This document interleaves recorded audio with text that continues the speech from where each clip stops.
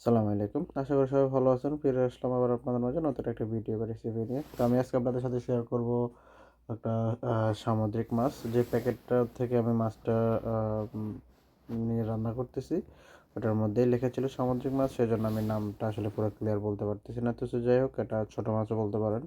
আমাদের দেশের কাসকি মাছ স্টাইলের। রান্নাটা খুবই সহজ এবং সুস্বাদু একটা রান্না। মাছটাও আসলে অনেক সুস্বাদু। তো এখানে দেখতে পাচ্ছেন আমি প্রথমেই কড়াইটা গরম করে তেলটা গরম করে দিয়েছি। এরপরে আমি পেঁয়াজ, মরিচ, টমেটো এবং ১ চামচ লবণ, হাফ চামচ রসুন দিয়ে দিচ্ছি। দিয়ে আমি এটাকে ভালো করে কষায় নিচ্ছি। এরপরে আমি পেঁয়াজটা সিদ্ধ হওয়া পর্যন্ত ওয়েট করব। পেঁয়াজ সিদ্ধ হয়ে গেলে টমেটো এমনিতেই গলে যাবে। সেই পর্যন্ত আমি ওয়েট করতেছি। পেঁয়াজটা গলে গেলে তারপর আমি মাছটা দিয়ে দেবো। মাছটা আসলে যেটা সত্যি কথা খুবই সুস্বাদু। আপনারা যদি কখনো খেয়ে থাকেন বা যদি করেন, খান, তাহলে অবশ্যই ভালো লাগবে। আর এইরকম স্টাইলের মাছ যেকোনো, যেমন আপনারা কাচকি মাছ এভাবে রান্না করতে পারেন, মলা মাছ এভাবে রান্না করতে পারেন। একদম এই স্টাইলে রান্না করলে আপনাদের অন্য কোনো ছোটো মাছের রেসিপিগুলা এভাবে রান্না করলে আপনাদের কাছেও খুব ভালো লাগবে এবং টেস্টটাও খুব ভালো আসবে। রান্নার সিস্টেমটাও খুব ইজি।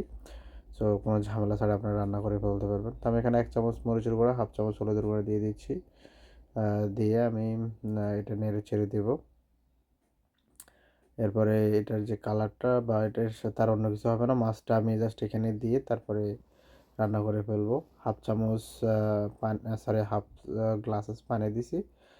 পানি দিয়ে আমি একটু পানিটা গরম করে তারপর মাছটা দিয়ে দিব।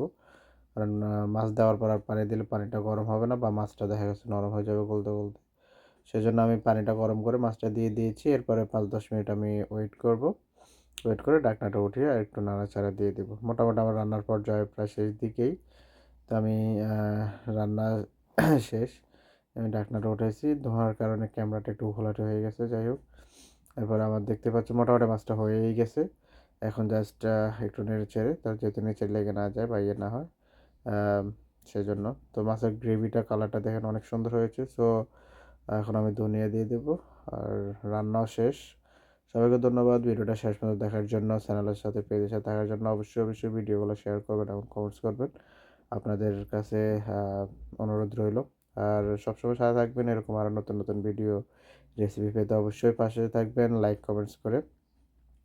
সবাইকে ধন্যবাদ। আসসালামু আলাইকুম। আল্লাহ হাফেজ। দেখা হবে আবার নতুন একটা কোনো ভিডিওতে, কোনো একটা রেসিপিতে আপনাদের সাথে ইনশাআল্লাহ। তো সুস্থ থাকবেন সবাই, সাবধান থাকবেন এবং ভালো থাকবেন। সবাইকে ধন্যবাদ। আল্লাহ হাফেজ। আসসালামু আলাইকুম।